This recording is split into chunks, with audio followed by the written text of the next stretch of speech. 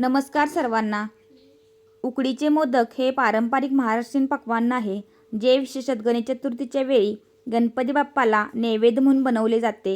हे मोदक आज आपण पेढ्यांपासून तयार करणार आहोत आणि त्याच्यामध्ये कोकोनट पावडर ॲड करायची आहे आणि पिठी साखर. आता हे मिश्रण आपल्याला हाताच्या साहाय्याने छानसं घटसर मळून घ्यायचं आहे.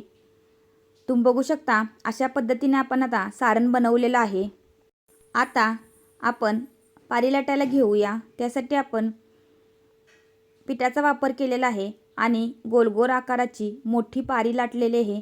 तुम्ही छोटे छोटे गोळे करून देखील पारी बनवू शकता, पण अशा पद्धतीने पारी केल्यामुळे मोदक एकसारखे येतात आणि अत्यंत रेखीव आणि सुबक आपला मोदक तयार होतो. आता आपण वाटीच्या साहाय्याने शिके उठवून आपल्याला एकसारख्याच आकाराचे मोदक तयार करून घ्यायचे आहेत. आता त्याच्यामध्ये सारण भरून घेणार आहोत, जे आपण पेढ्यांपासून बनवलेलं आहे. आता बोटाच्या साहाय्याने आपल्याला पारी करून घ्यायची आहे. सगळ्या पाकळ्या एकत्र करून त्याला मोदकाचा आकार द्यायचा आहे. अशा पद्धतीने आपला सुबक आणि रेखीव मोदक तयार झालेला आहे. आता त्याच्यामध्ये आपण दूध घालून तयार केलेलं केशर ॲड करायचं आहे. त्यामुळे मोदक आकर्षक दिसायला मदत होते.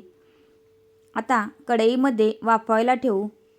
10 ते 12 मिनटं आपल्याला वाफ देऊन घ्यायची आहे, जेणेकरून मोदक शिजून जातील. मध्यम आचेवर आपल्याला मोदक वाफवून घ्यायचे आहेत. अशा पद्धतीने आपले सर्व मोदक आता तयार झालेले आहेत. व्हिडिओ आवडल्यास व्हिडिओला नक्की लाईक करा, शेअर करा. धन्यवाद.